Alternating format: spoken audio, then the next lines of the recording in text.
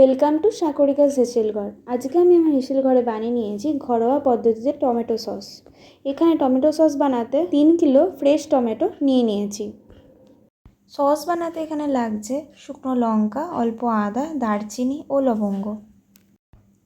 এখানে টমেটোগুলোকে চৌকো করে কেটে নেওয়া হচ্ছে।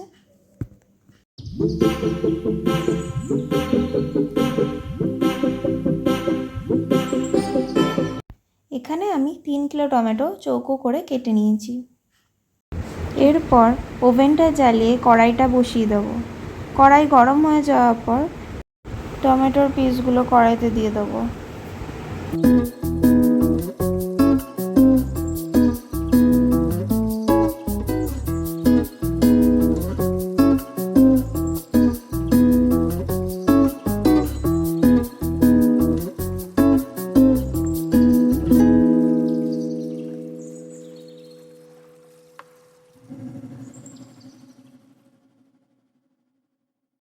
তারপর 1 কাপ মতো ভিনিগার দিয়ে দেবো।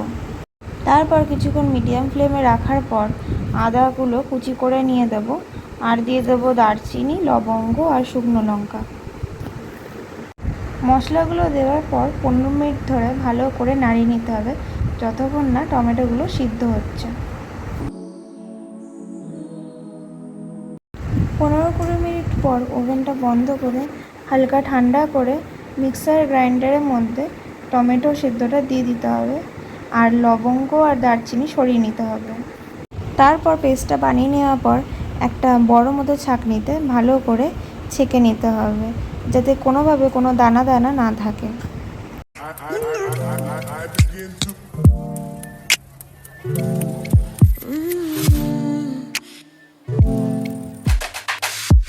এখানে আমাদের টমেটো সেদ্ধ করা পেস্টটা ভালো করে ছেঁকে রেখে দেওয়া হয়েছে।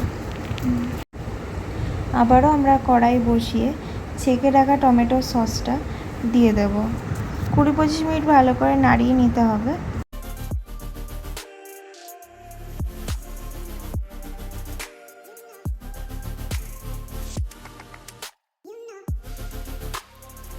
মাঝে মধ্যে ঘন ঘন নাড়তে হবে যাতে টমেটোটা কড়াইতে না লেগে যায়। এরপর একটা গোটা কাশ্মীরি লঙ্কার গুঁড়ো দিয়ে দেবো টমেটো সসের মধ্যে, দিয়ে আবারও ভালো করে নাড়িয়ে নেব সসটা।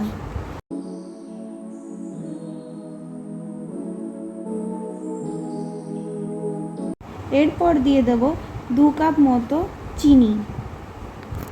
এরপর চিনি আর লঙ্কা গুঁড়োটা ভালো করে মিশিয়ে নেব সসটার সাথে।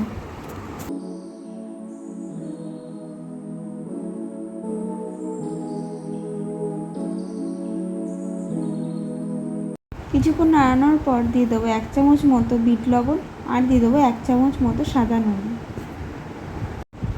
এরপর দিয়ে দেবো হাফ বাটি মতো তেঁতুলের পাল্প আর নুনটা ভালো করে মিক্স করে নিতে হবে পুরো মিশ্রণটার সাথে।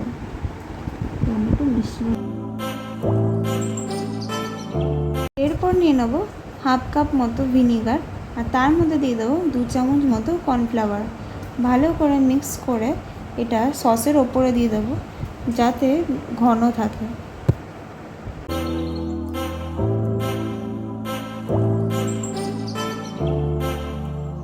এখানে আমার সসটি বানানো হয়ে গেছে। কিছুক্ষণ ঠান্ডা হয়ে যাওয়ার পর একটা কাঁচের জারের মধ্যে উপরে ফানেল দিয়ে সসটা ঢেলে নেব। এটা আপনারা সারা বছরের জন্য স্টোর করে রাখতে পারবেন। আমার বানানো এই সসের ভিডিও যদি আপনাদের ভালো লেগে থাকে তাহলে অবশ্যই একটা লাইক করবেন। Thank you.